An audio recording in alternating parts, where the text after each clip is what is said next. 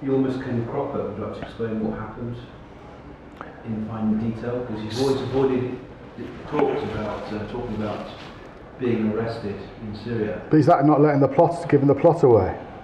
People know about it. It's part of the publicity, I believe.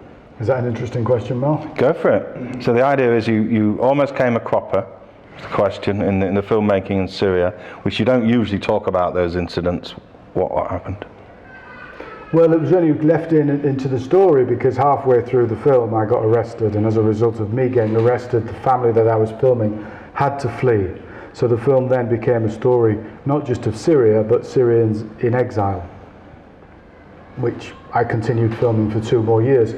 And at the time it felt maybe I'd lost the story. The only thing that made the story more sexy was if they were in Syria.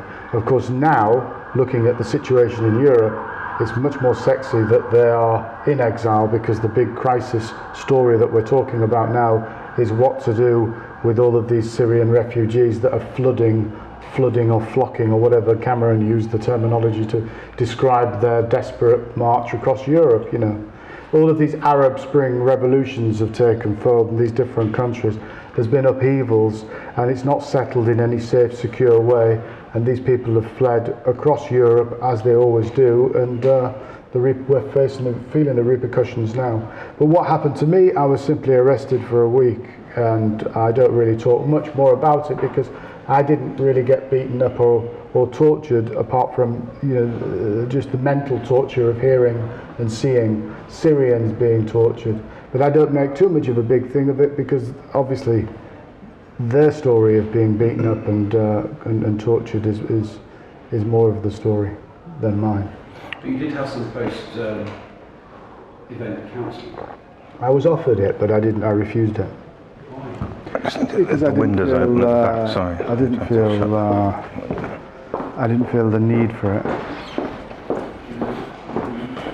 No, but you can have my sessions if you want. If you're angling to. if you're angry, he's an addict to therapy. He wants my sessions that Channel 4 News offered me. He's a very good counsellor who's charging £100 an hour. So we're on camera. What? Yeah, but I don't know. Are you doing the question? No, go for Your it. background. How did you get into filmmaking? I know it's old news now, but some people watching this might not know how you got into filmmaking. Why? I don't know, because I didn't know what else to do. And I was hanging out, I think, with Mal and around the community centres and just messing around with cameras, and I eventually just took off and went to film school. But like you, I had left school with very few O-levels or A-levels. And in my leisurely time of 9-10 years on the dole, I went back to re-educate myself at night school, and then eventually migrated to film school. And Why then, were you unemployed for 10 years? Because I worked for 18 months when I first left school and followed my father's footsteps into an oily factory, but it had a bad reaction on my skin, and the early mornings and just didn't somehow. So after 18 months I formally retired, swearing to never work again until I was doing something I wanted, which took another 10 years to find out what that was. But that was all assisted with the good old days in the community centre. Had it not been for Hull's community centre offering technology for free to unemployed, and also the leisurely time we used to have in good old days of Margaret Thatcher, when they didn't whip us to be on the dole, they just left us on the dole because there was no jobs, and the Tories accepted there was no jobs, and we were just all paid to have no jobs. Now it's different. There's no jobs, and you're persecuted because there's no jobs, even though it's not your fault. No? Yeah, sure. Does that answer your question, Mr. Rhodes? You missed out peas. The pea factory. Everyone in Hull's done the peas. Pea season's just completing it. It's just beginning. Yeah. It's just beginning, isn't it? I know one of the farmers that is doing the harvest. I did 9 summers in the Bird's Eye Pea factory. and I've never eaten peas ever since. So is this is filmmaking work? Is it work? It's hard work if you do it properly, yeah. But it's not work like going to a factory, but it's more stressful than going to a factory. You know, just some of the pressures and some of the difficulties. If it's dodging bullets or being arrested, or just the creative things of finding good characters and then getting yourself involved in their lives, the struggle of being away from your own family to spend time with another family, to make a film. It's like every time you make a film, you're falling in love with another person. It's almost like having a big kind of platonic affair against your own family. So every time you're doing a film, there's some sacrifice that's kind of weighing down on your own domestic family. So all of that stuff is usually in shatters. And not what people normally do is try to find a balance. But, you know, that balance is really difficult, you know, to do. If you want to make a good film, your family has to suffer, I think. In your movies, you tend to be quite open about the process of making the film within the film. That seems to become part of it. Your relationship becomes part of the film. It's not sitting back, is it, with your movies? You accept you're stood there with a camera and you've changed the situation. Yeah, there was a terminology I learned about when I was studying film. It's fly on the wall. And then there was an American terminology, which was the idea that the camera just looks in on someone's life. Then there's an American school of thought where we go into people's lives and we actually change often the situation because of our presence or our involvement, and that terminology was fly in the soup. And I go with the latter, to the point of really taking the audience in a much more interesting way, because I remember going to make my first film in Iraq, and the camera will only show you this much of what you're looking at, but actually your experience is like 70% more than what the camera can see. So the idea of incorporating my experience into the film is a way to give you a much bigger picture of my journey, and in that way it's far more revealing of the place and of the experience. So that's it really. I just find it a bit more engaging. And when you're holding that camera, the way you described it there, it's not as if you're thinking at that point too much about how this will edit. Ooh, no. I get the impression that you're just on it, framing, filming, following the subject, having that relationship, letting the camera have that relationship with the subject. So this other stuff around is not your concern. It's my relationship with the subject, and I've got to the point now where the camera gets so small, and so it's so much in there that, I mean... How small?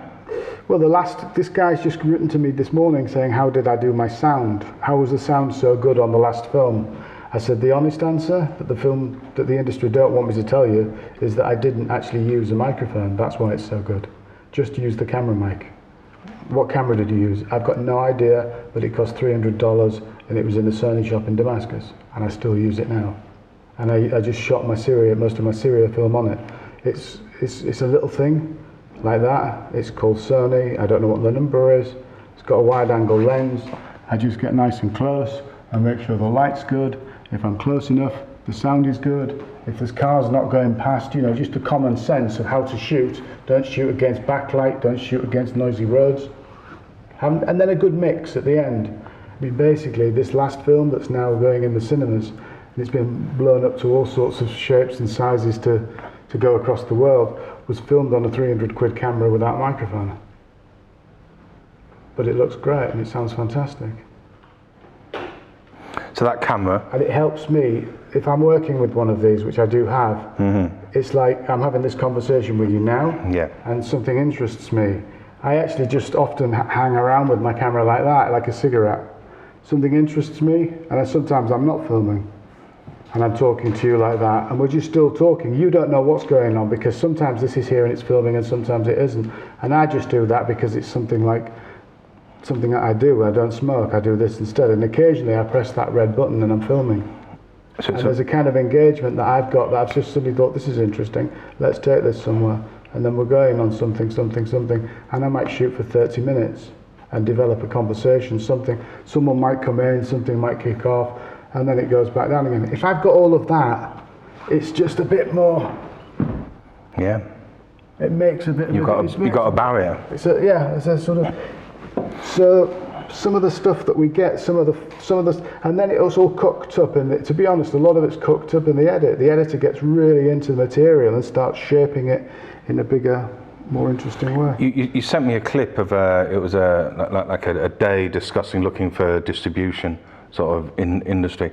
I got the impression that was kind of like during an edit process, as if that editing process would kind of start to be influenced by who's going to distribute it, where will this go right now, what's the interest. For a film that was like 5 years in the making, now what have we got, what are we going to do with it, who wants it, and you can edit for the marketplace, yeah?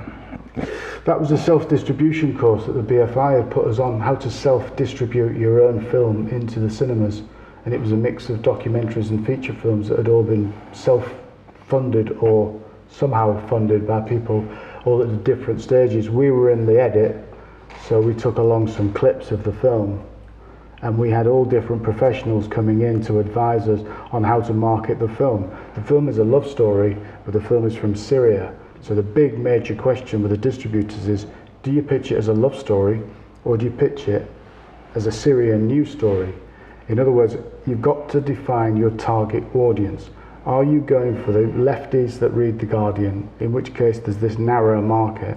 And my thing was always to go for a bigger market that is a more of a kind of, that would enjoy a love story that just so happened to have the backdrop of Syria. The problem the distributors had with my idea was that I don't have, a big name, Julia Roberts, to sell in this love story. Their distributors would say, well, you've got a love story with unknown actors, so how can you market that?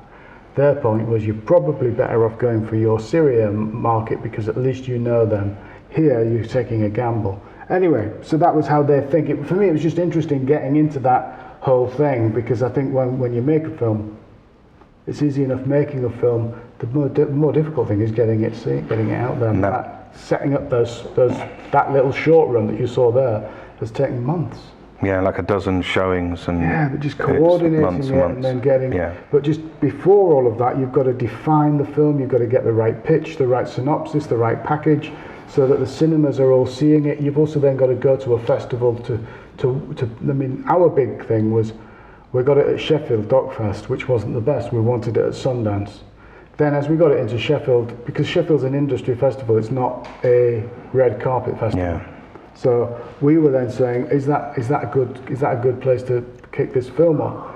Then just on the eve of that, Edinburgh offered, and then London Film Festival offered. Now those two are red carpet festivals, but neither have a big tradition in documentary. So then we were faced with, and none of them, you have to choose, because if you go with Edinburgh, you can't go with the others. So we were like, what the fuck? And in the end, we took a gamble. We said, okay, no to London, no to Edinburgh, let's go to Sheffield. And we went into competition in Sheffield, and we won. And as soon as we won, it went mad. It went viral. It went BBC News, Channel 4 News were calling up. Jon Snow was doing an interview. Suddenly, this Syria film, 5 years in the making, was a winning film, which then gave distribution a possibility, a hook. It was the Grand Jury Prize winner, and now there's this kind of anticipation that we've been building for the release in September 15th. About a week before that, we're hoping that national press is, they've positioned all these different interviews with all different people, and they've all been embargoed until the 7th, I think, of September. And the idea is then they're allowed to put these interviews out. So it all goes together and nothing before. In fact, this is the first thing we've done before. Yeah, I feel embargoed as well, don't I? So that work that you're talking about, that's hard work. That's business, corporate, risky decisions, strategy, thinking, talking, meetings, planning, research, traveling. Q&As, 10, 20 different venues before going off to Zurich, Hamburg, Vancouver, Tokyo, Vilnius, back to Montreal in Canada, and that, with the film. And I imagine the way you work, you're already thinking of another film, you're already working on other projects. So whilst doing this that's come from your relationship with somebody else with scripting these guys in Syria. Yeah. You've now got another film going on and maybe another relationship starting Just somewhere. in the mind, yeah. So, How does this part? work, I guess. How does this part figure back to Syria? Because when you're making your films, you just let. To me, it seems like you just let stuff happen, but you accept that you're the fly in the soup and you're part of that soup, and you let whatever's going to happen with that as well. And sometimes we hear on camera you're suggesting you go film there, you ask the subject, can we go do this, can we do that? So you're interfering and you let that interference come out and make friends with this person and go on some adventure with a willing participant usually. Well, it has to be, Some of your films I've seen. Although the settler was less. Well, it's become a good they can become less willing during it. And that's part of, I guess, the honesty or the openness that's there. I mean, how does that relationship figure now? With the Syrian. Yeah. Are they happy about these screenings? Are they attending? Are they part of this show? Or? It was very emotional. I mean, every time this film is shown, I showed it just last week at the film school, and people's floods of tears. It's quite a sad film, really.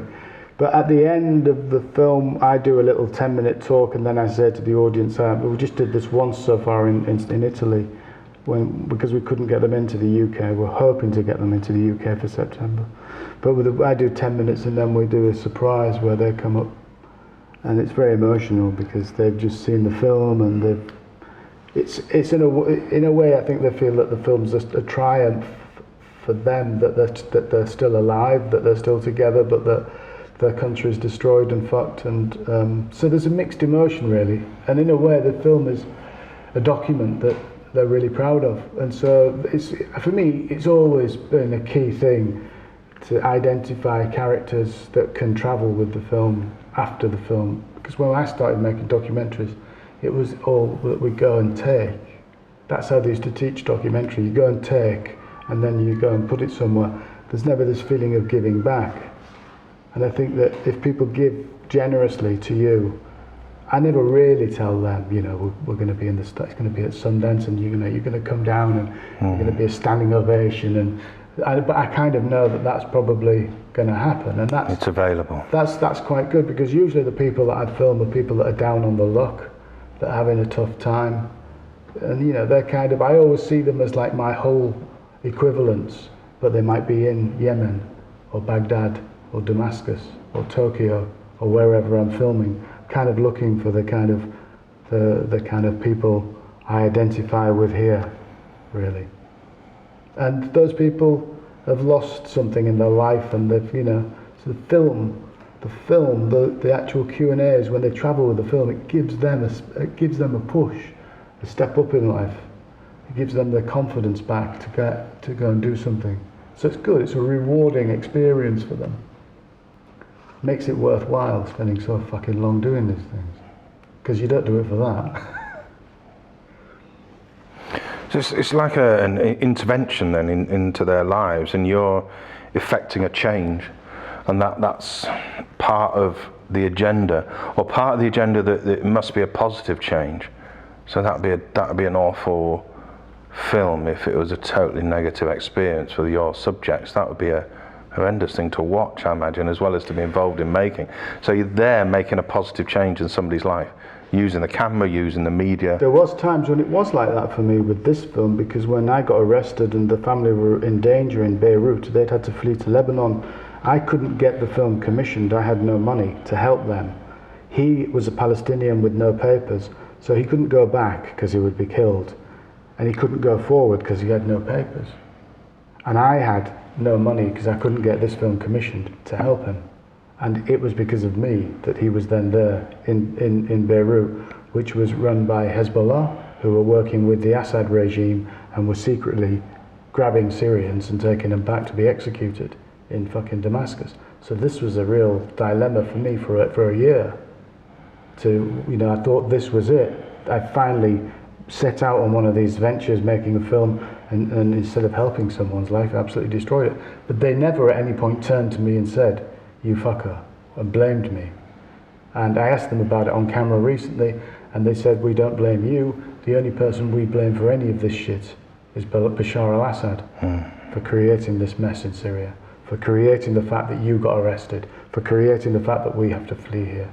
So they were kind of true revolutionaries in that sense. Eventually, she was put on the list of the 10 most wanted Syrians to be returned for treason, and the French stepped in and gave them safe passage to France, which kind of saved me, and then took the film over to France, and I carried on filming, and I got it commissioned, and we got here where we're at, you know. But there's never any guarantee, and even with a commission, when you're following these stories that follow real life, you don't really know where it's going to go. So there's never any real certainty. But if you've got a true visionary filmmaker at the helm, I always think that you start off going there, but life takes you over there. And if you've got someone that's really confident with what they're trying to pursue with the film, it will be as interesting wherever it takes you. In fact, more interesting. How do you do that? By understanding how to follow your nose, by understanding how to be intuitive and instinctive in recording the lives of people. So follow your nose. By not being predictable, by not demanding the story, by having this dogmatic idea of what the story is. You have to surrender yourself to the story and let the story take you. But very few filmmakers struggle with that because they like to be the director in control. To be a director is to be able to be directed and taken and know when to step in and when to not.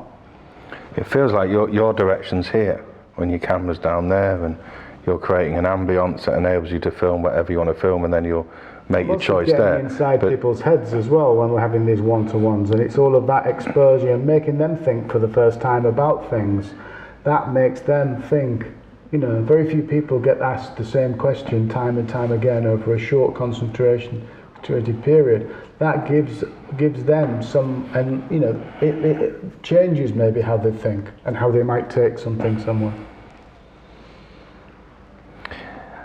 It's in provocative change works, we would call that this sort of like guided missile sort of focus kind of thing, where you can come at something from lots of different places and you will keep on at it, and you'll keep focusing on that issue, and bumping into you and talking to you is somebody from Hull, and you pop back and it's whatever, and it is, you're under this sort of journalistic kind of scrutiny from you as to like what we're doing, what's happening, what do you think about this, and it comes from all different angles. No matter how much you converse back to you, I get that thing, so I can well imagine it. Is that how you behave with the subjects? Are you homing in on them? Are you constantly repeating questions? Are you? I think it's very. Don't you piss them off? Yeah. You say you must have rapport before you do that. But you know, I mean, people say, why did you let him film that when you were fighting and you were about to smash the computer, and you know, or she was having a breakdown, or she just tried to kill herself, and she was in a real difficult state. Why did you let him film that? They just like look at the questioner and said, well, because we love him, we can't tell him not to. And that's the relationship that you work your way up to, that people don't want certain things recorded, but they let you because they like you, but also because I respect them. I just want to film as much as I can. I then have a balance in the edit as to what I will and won't include. So I think that's a kind of reciprocal responsibility, because I never get any release forms signed. Contractually, the BBC and Channel 4 insist that we get release forms signed. My release form is that relationship, and the first people I sit down and show the film with are them. So they then look at the film and they have to judge it in the same way that I do, as a great piece of work that they're happy with, and then they sign at the end when they see the film. And so that, I think that keeps me on track as well, you know. Yeah, I can imagine that would. So you're there with the choice that you know that you're going to edit this, and you can choose whether it's actually in. From their point of view, it's being filmed, so their thing is being done. They just have to accept that. They get used to that over time. Then they connect with you as a friend or a love, a close person of like, well, you're allowed to be here and be part of our lives. And then you have that sense that, well, you can edit it, but also there's an ultimate sanction that you still leave with them. So for you as a filmmaker, you're still leaving them ultimate power because you haven't signed it off. Surely these people, when they commission it, they want you to sign it. They think. I mean, I did a workshop once. They think it's signed. There's one question from one of the filmmakers in the audience said, how do you get people to sign the release forms? I said, it's quite easy. You just take them like that and sign them. And this girl was like looking at her, you don't, do you? And I said, yeah. I said, I do, just to get my hands on the money. They said, well, where's all the documentation? I said, okay, we haven't got the release forms. Oh, just give me a minute. There they are. But then I'd go back to them and, you know. Ultimately, legally, it all comes out in the wash, but this is part of your work and part of your relationship with them then? Part of that? It's only horses for courses. It's only the way I make films. I wouldn't advise it on, I mean, for example, I nearly came a cropper with The Settler. It didn't work with him. He was threatening to sue me, which would have been difficult. So it's not advisable really, but it's just a measure of trust really. As you said, it's about making friends. The filmmaking process for me is about making friends, and if I wouldn't set out making friends with the wrong people, I don't think it would ever come a cropper.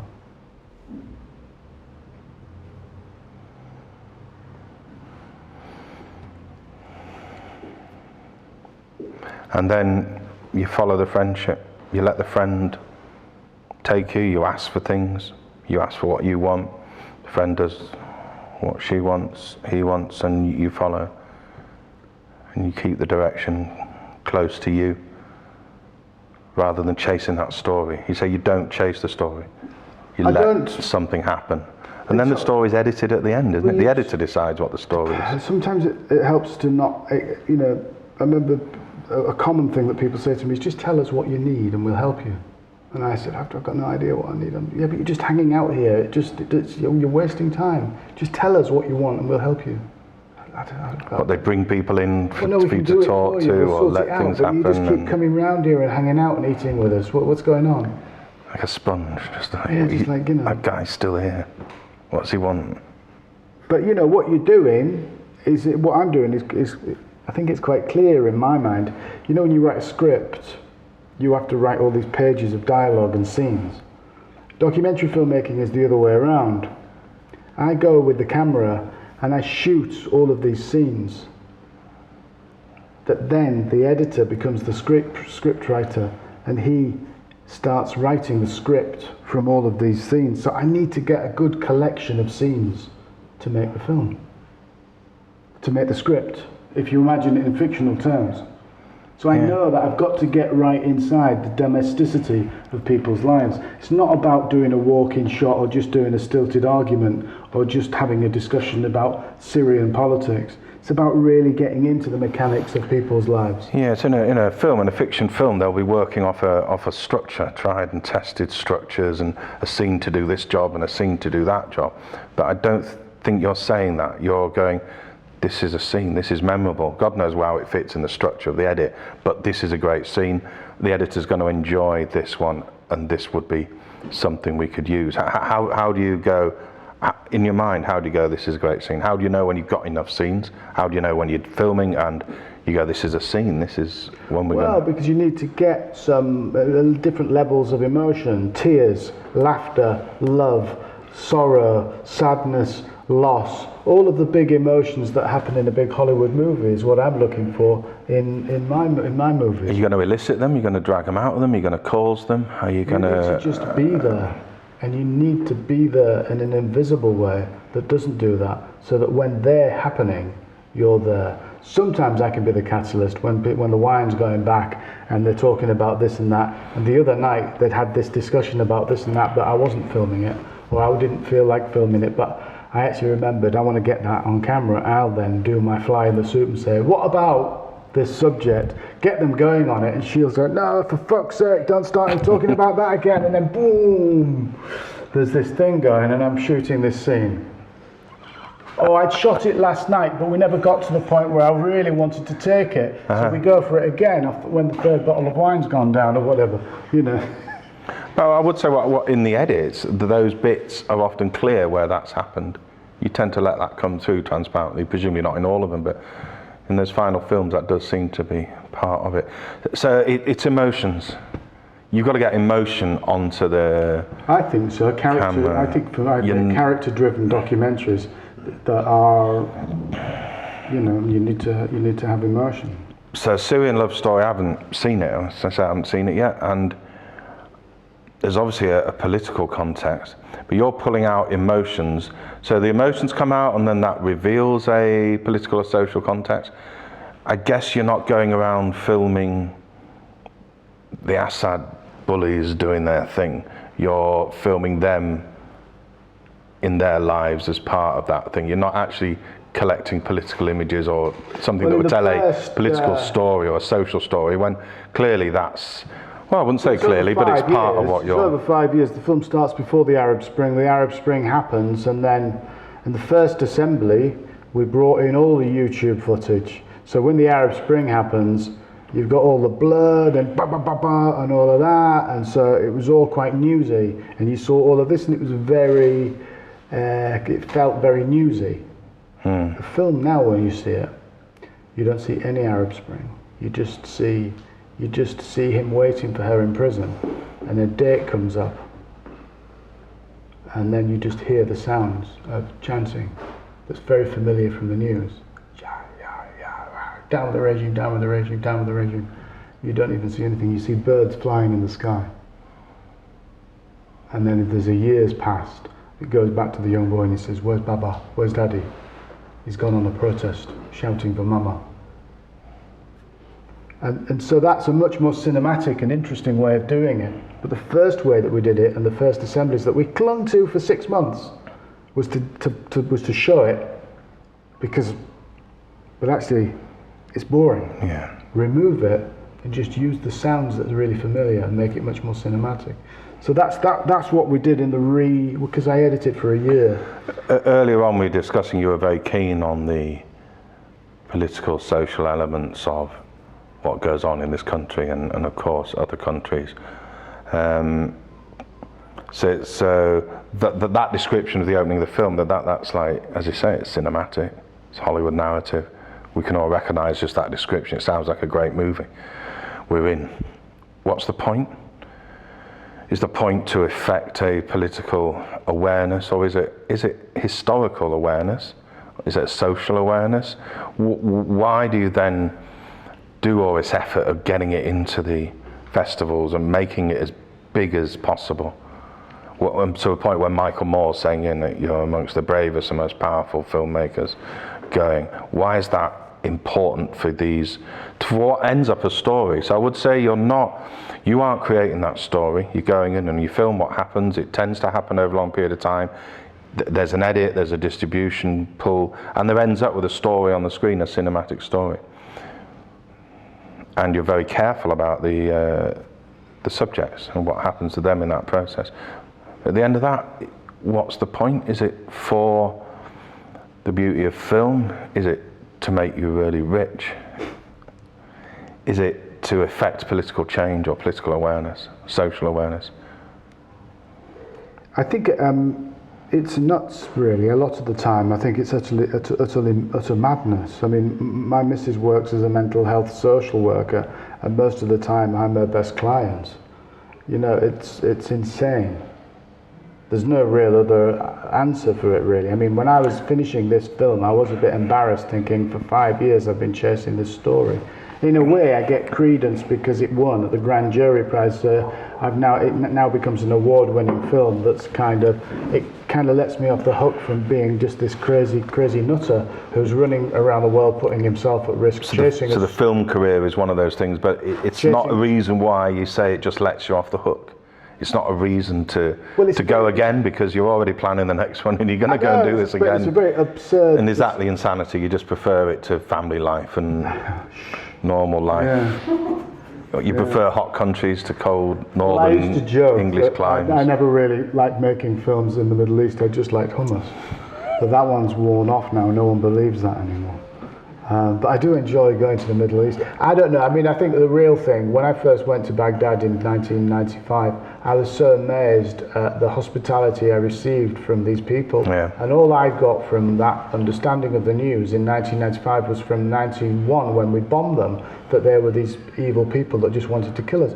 And I was just like blown away. So I then put all my energies into humanizing the Arab world and showing them as human beings that live and breathe and cry like we do. And I don't think you often see that on a 30-second news bite. If you look at the Syrian conflict now, there's no time for hearing or seeing the Syrians live and love and laugh and cry. And this film does exactly that. Now the film is being shown in a couple of weeks, or in 1 week in Macedonia. And they really wanted me to go, but I couldn't go because I'm here showing it in some boring city in England, unfortunately. But now on the borders, it's hundreds, it's thousands of Syrians trying to get in, and they're shooting at them and trying to stop them getting in. And the same in Calais. When you look at Calais and you just see Syrians, or you hear a soundbite. When you see this film and you see and live with the children growing up to be French citizens, when you see the mother in prison and the father trying to get her out of prison, when you see their story as a true family that you can watch for 90 minutes, filmed over 5 years, you meet a real Syrian family. That you can never look at Calais or the Macedonian borders and see these people as just blacked out figures that you can ignore or turn away from. And I think that's what the power of a film like this does to a news story, because we become somehow null and void to news.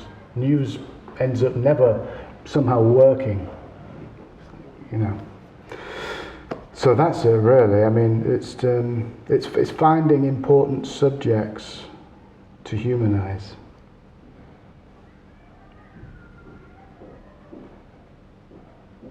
And that's it, really. I mean, it's not really chasing them. If it pays as well, you still find a way of it paying more than the minimum wage. I mean, I'm not sure it actually does the amount of hours I put in. I think I earn more in the pea factory. I had fun in the pea factory, though. I occasionally have fun making these films. Fun with fear. How do you, if we just talk a bit about this, because that quote from Michael Moore is absolutely fabulous. Yeah, I filmed him saying that. I was giving him a right, what do you call those, Chinese burns. I said, come on, you fat bastard. Give me a nice quote. And the distributors have found their star. It's Michael Moore, another filmmaker, and they put that on the posters. It's a lovely poster. Yeah, someone said that's not cool. Get Michael Moore's quote off that poster. It's great. It's like, nice, people should know. People should know what it takes to go through. But, I mean, are you a brave person? Is this a feature of you and your life? If you see the Yemen film, it looks scary. In fact, I watched it. I hadn't seen it for a year, and I got scared watching it. I thought, who's that mad bastard making that? And it was me. Is that the one with the riot? That's one at the end where there's a big massacre. Yeah. Then there's bullets flying around. It's quite scary. That did seem very extreme. That was the film he was referring to. Right. And then you go out again. Well, you seem to love the Middle East and. I'd started making the Syria film before Yemen, and I couldn't get the Syria film commissioned, and Yemen was happening. So I flew from Syria. Been in Syria for 3 months, flew home at Christmas to see the kids, had a couple of weeks with the kids, and then flew off to Yemen without even telling the BBC. And I was in the midst of a revolution there for 4.5 months in Yemen, filmed all of the Yemen film, and then at the end of that experience, Damascus started to go, and my guy that I'd met and started filming, who's the centre of this film, had been arrested with his eldest boy. They'd gone out with pictures of the mother saying, we want our mum back, she was in prison. And they pulled them. So I flew back to London, dropped my rushes, and flew straight back into Damascus and pretended to be a tourist without a camera, went to the Sony shop in Damascus and bought that one I told you about for 300 quid. With an extra long battery. I mean, you'd have thought that the Syrian security forces would have said, why is he buying that camera with a big lifelong battery? It's too little for them to realise. Maybe, yeah, because in their mind, they just thought it was a domestic camera. So you're smuggling in cameras, wandering around armed uniformed people who could smuggling in arrest 6 you. pairs of glasses with cameras and handing them to the revolutionaries who couldn't go on the protests. If you even brought your phone up, you'd have a sniper shoot you. So I got them with putting these glasses on and just walking around and filming, and then they'd come back and upload onto YouTube and Facebook. This is ridiculously brave. Yeah, I didn't see it. This is like James Bond, like MI5. As a tourist. You'd be trained to do this sort of thing. How come a filmmaker's... I don't know. I remember getting pissed on the plane going over because it was a Syrian Arab Airways plane at the time. This was like a couple of years back, 2011. The plane attendants they took a liking to me. They took me around, they said, come in the back, and they lit up cigarettes, and we all were smoking in the back of an aeroplane in 2011. So what are you doing? I said, I'm just going on holiday. And they were like laughing, yeah, on holiday, you're a journalist, aren't you? And I'm like, no, honest, I'm going on a holiday. Well, they could so in a way, I think people had the idea that it was there, but they didn't really jump on you. I don't know. Was it brave? I don't think so. Maybe it was, yeah. But Damascus at that time had a mix of lots of tourists at the beginning. It wasn't like a closed shop country. Damascus was a big multicultural kind of place. The old city of Damascus had lots of different people there. Didn't feel like war. But then the danger in these places is invisible. You know, the invisible danger is much more scary than the danger in Syria. The invisible danger is much more scary than the bang, bang, bang in Yemen. You're putting yourself in that position. Are you putting yourself there to avoid something? You're putting yourself there to clearly get this result that can transform us as viewers, transform a media audience into understanding these are real people? I'd been in Iraq under Saddam, and then I was in Iraq after Saddam, so I'd seen the disruption of the country. And then I had the idea of going to make a film in Syria because I thought it was a very interesting, functioning dictatorship. So that's when I'd gone. And I'd gone a year before the Arab Spring, or more than that. So I'd been living in Damascus on and off for this year, which is what I do when I go to make a film. Instead of reading about a place, I go and live it to soak it up and see it. And it was amazing. And I thought, wow, there's something really interesting to somehow film, that this is a functioning, in a way, an economy that's prosperous, but it's not a democracy. It's a completely overt dictatorship, you know. That was my original plan, and then I started making a film with this character, but then the Arab Spring happened, and that was the big tidal wave that changed everything. And to do this, you're home for Christmas, 2 weeks, the kids saying Torah, and then going off again. And part of that's, lots of people work, lots of people go away to work. But the last trip, I'd gone away for 3 weeks. I said I was going away for 3 weeks, and I'd come back 3 months later. And she said, so where's the film? I said, it's just fallen through. She said, it's going to be a great Christmas. I said, don't worry, I'm going off after New Year. Where? Yemen. Where the fuck's that? But I'd heard there was a really great character. So I was looking for this character in Damascus, and 2 different people came up to me, and I was saying, you know, this imaginary character, this was the kind of person I was looking for. And these 2 different people said to me, I found this guy, but he's not here. And I said, where is he? He's in Yemen. I said, what the fuck? I've been commissioned to make a film in Syria. But he's a great character. And then I met this other person who didn't know this person. And I was saying, I'm looking for this kind of character. He's got to be like this, and he's a bit like this, and a bit like this. Not here, but I've met this guy in Yemen. So these recommendations were too good to not go on. Because in my films, character is king. Once you've got the right character... Yeah, I've got 2 things I want to go on. One is exactly that character. How do you identify a character? How do you know what character it is you're looking for? How do you decide upon a character? Like a writer would want to write a film about a character. You're finding a character that fits so you can film them, I guess. But the other thing I want to ask is this family behind? How's those relationships? Which mine? Or with your kids and your wife, and it's difficult, but I mean, it's 25 years or so, isn't it, of this filmmaking career? It was difficult when they were really young, because it was very scary sometimes when it was dangerous, because I remember kissing them good night when I was leaving once for Iraq, and I was thinking, it was one of those times when you kiss them just because you're not sure if you're going to come back. At those times we were flying above Baghdad, and the only way into Baghdad was to go in a little aircraft from Amman, and then the aircraft would do a corkscrew landing, and it would almost stall, and it would just go down in a mad descent like this, because there had surface-to-air missiles from the insurgents that were trying to bring down the aircraft. And then you'd land, be met by a gang of Gurkhas that would jump you onto a bus. Remember driving down and they had to stop the bus. I said, what the fuck, you can't stop in the middle of the desert, what are they doing? So we're just blowing up a landmine. They blew this landmine up and then we just continued into Baghdad.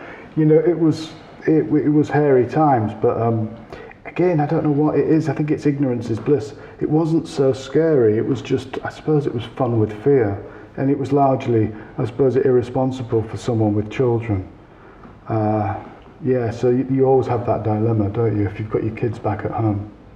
Well, lots of fathers are like that, aren't they? They're not so good with children or the family life. It's a hard thing to engage in, and then work gets in and people do all kinds of things to escape from that. So like making these amazing films is a good enough thing to do. But do your family feel that you're escaping from it, or do they feel that it's you and like they signed up to it? When they signed up to you, they didn't really bring the sign presents. up I to thought me. you were going to say, you brought me the lovely beer, thanks. You bring presents everywhere you go. Just for you, Mel. She's always moaning I never bring her anything. But I do try to take them to festivals now and again. And you know, my son's gone into Brit School. He's into drama. And my other son, my middle son's just got into the Brit School to do interactive media, which is more up your street. I think all of that, that's new. That new area, gaming and web design, and even at the National Film School have started that course doing that. So in that sense, that they understand this motive, urge, existence. I don't know. Production it's like of yours. my dad at home. Here, I just sat with him. He's 90. And I've never really sat down and had a conversation with what it meant to him, why I moved out of factory worlds into this mad world. I bring him to a premiere or two, but it's that kind of working class thing. You don't kind of go, you know, pat on the back, well done son, or anything like that. You just have a pint and go home, you know. So I've never really sat down, and I was surprised. I never pushed the kids into the arts. I wanted them to be kind of normal. But he went into acting, which I'm still kind of hoping he becomes a scientist or something. Actually, he's using his acting to really good purposes at the moment. He's learned how to act, and instead of acting, he's actually going on the streets selling shit to people. But because he can act, he knows how to sell, which makes much more sense making money rather than trying to act. So I'm pushing him down that business route. But I don't know for how long. He's just doing that in the part-time. So that's but the character thing is also, you know, it's just hard. I always say it's like finding a needle in a haystack, because you're looking for the right character that's going to benefit from the film. You're looking for the right arc of a great story. You're looking for someone with a good backstory. You're looking for someone that's great on camera. You're looking for lots of these different things, and someone that you like, that you want to become a friend with, that you want to make friends with, that you want to spend a year with. And actually, there's not many people like that around. I find most people boring. I thought we'd established earlier that you don't do the arc of the story, that you let it happen. Why are you saying that actually? No, there is. There's a thing. You have to sense a story, don't you? I don't know. Yeah. Earlier you were just going to go left or right and make the film however it took you. Yeah, but prior to that, you've made a decision based on whichever way it goes. There's something here. You can sense the arc's going there, but what normally happens when you start making it, it ends up going over there. Okay, so that arc. So there is the arc of a story there. You've got to sort out a story, yeah. And I think often if you look at a good film, it's got a good backstory and it's got some actuality happening. And often if you see a bad film, it's usually one of those documentaries that's just got a good character and great backstory. So all of the film that you're actually watching is someone talking retrospectively about themselves or their life, and there's very little actuality to see. So what I'm talking about when I'm talking about the scripting, the scenes that we need to get the backstory in. We need to understand where the characters come from. We need to understand their social history,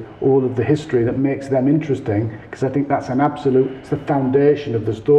And then you need another character with them, so ideally the partner, because everybody connects to argy-bargy. Conflict is drama, that's the basic rule. So you're looking for some sense of conflict to create drama.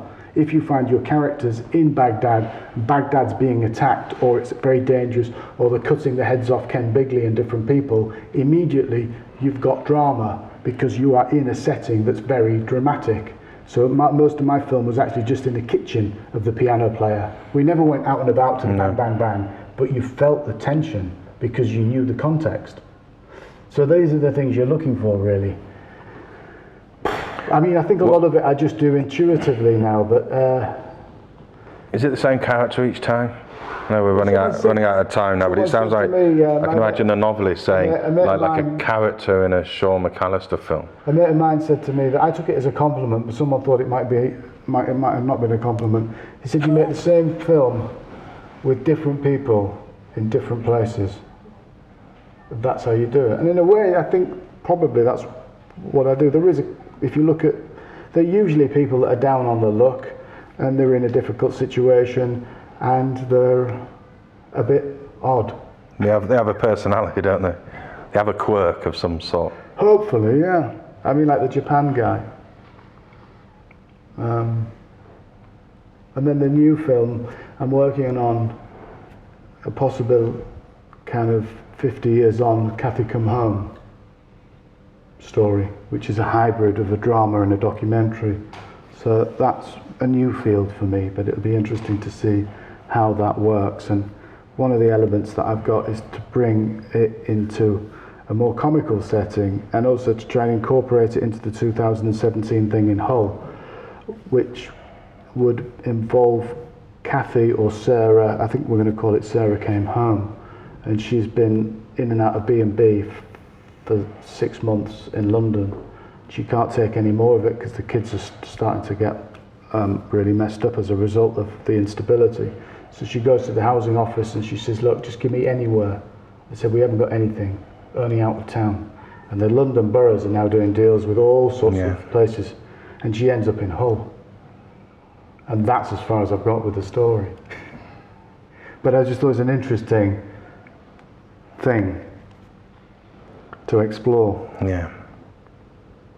Whether she finds love in Hull. But you know, I mean, I think it's the same ingredients that will embody that story that embody all of the other films, really kind of the interpersonal conflicts of what makes people love and die and cry. How are you going to cope with doing a fiction then? I don't know, I'm just trying to do it for some stability, you know. Plus, I'm trying to do a film in Britain. And this is a controlled way of doing it. And I told you the other idea about 100 years of Hull. But I don't know, you need to explore that a bit more. That would be more of a controlled archive doc that would be a bit different. Very different. But it could still use real good characters if you found some really interesting Hull characters. So what do you think you'll be doing in 10 years' time? Teaching. Thanks a lot, Sean. Thank you. Just get a still. Yeah, sure. Yeah.